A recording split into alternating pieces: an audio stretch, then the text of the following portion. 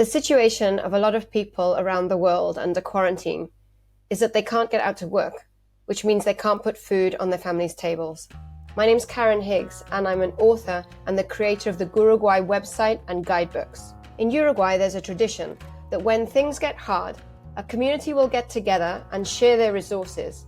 They'll put everything in a big pot in the open air and cook, and then anybody who's present, whether they put something in the pot or not, gets to take home a meal. In the current coronavirus crisis here in Uruguay, a lot of communal pots are springing up all over. Check the show notes below the video to be able to find addresses of websites where you can find one to support. The issue is that we're in a pandemic, and so the communal and the open air aspects of a communal pot are not ideal. This led a group of Uruguayan chefs and organic producers to start up El Fuego Prendido, which means the lighted flame. Just 2 weeks ago, this was an idea. Now 2 weeks later, in Punta del Este, El Fuego Prendido is providing healthy, nutritious meals for hundreds of adults and children. There's also a startup in Montevideo. Let's go take a look. So we are entering to the kitchen where everything is being prepared. So this is Aurelian, chef in charge, and these are all the volunteers that are helping us to get the food where it should. We are preparing a stew for tomorrow. This is the prep. So we have sweet potatoes and potatoes, lots of herbs, and the stew is going here. So we have chickpeas, this chicken stock with lots of veggies, and we are regenerating tomato sauce with spinach and lentils. So here we are where the hotel is. That's amazing. Exactly. Whoa. That one is the tram tower. Pablo, can you take your mask off now for this? Okay, sure. Let's just. Breathe in, breathe out. Wow. Can you tell me about the team that you guys have put together? Many guys here, they work in hotels, and so they work with big stocks, big crews, and that we have to put all together to help. So you started off 2 chefs in Montevideo. You're a beekeeper. Yeah, that's right.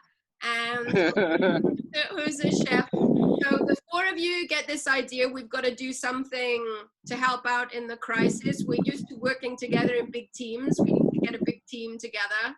Within a few days, you said to me you were 10 and now you're like 100 people with volunteers? Yes, we are. We have one team in Montevideo they really start today to work and cook. And they're over 30. I'm pretty sure they're going to be more than that in El Mercado de los Inmigrantes, right downtown. Here we are, now we are over 100. That's fantastic. It is fantastic and growing. And we're going to make sure that the word gets out. Tell me, the meals that you're making, who's going to be receiving these meals? Now we're working at all the east area. We're working with the Garzón, La Juanita, and yesterday we start with Kennedy. It's an illegal settlement here, so many people lives there, and if they don't work, they don't have any money. They live day by day. Okay, so it's an informal settlement in Punta del Este. I mean, we can see the buildings behind you. The other places you mentioned, Garzón, that's right. Francis Malman, has a very expensive restaurant. If you go there around the town, it's a small town. Well, I keep visiting there, so I have a connection with the town.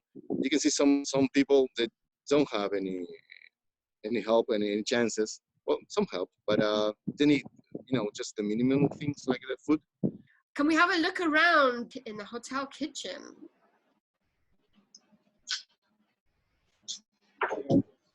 So we have chickpeas, stock. That is a chicken stock. Chicken with corn bone. Yeah, with the cores of the corn. make some flavor. Here we have the sauce from today. We have 2 liters, so we put some spinach, some more vegetables. Our objective to this week is to serve 220 dishes per day.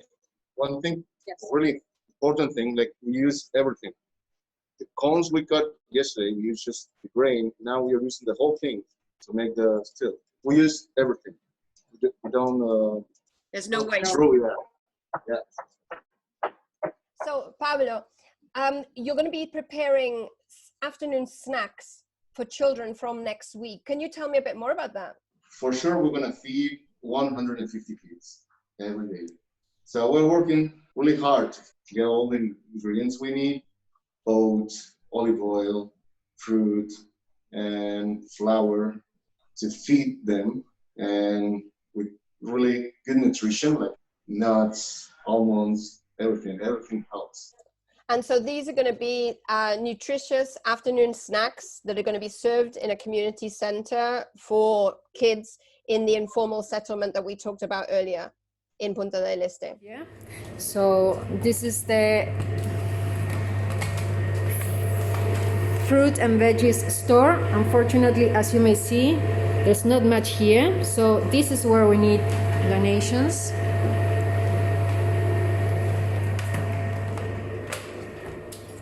And this is the dry store. This is better. But we still need a lot of help. We need your help. In their first week, the team planned to cook over 700 meals.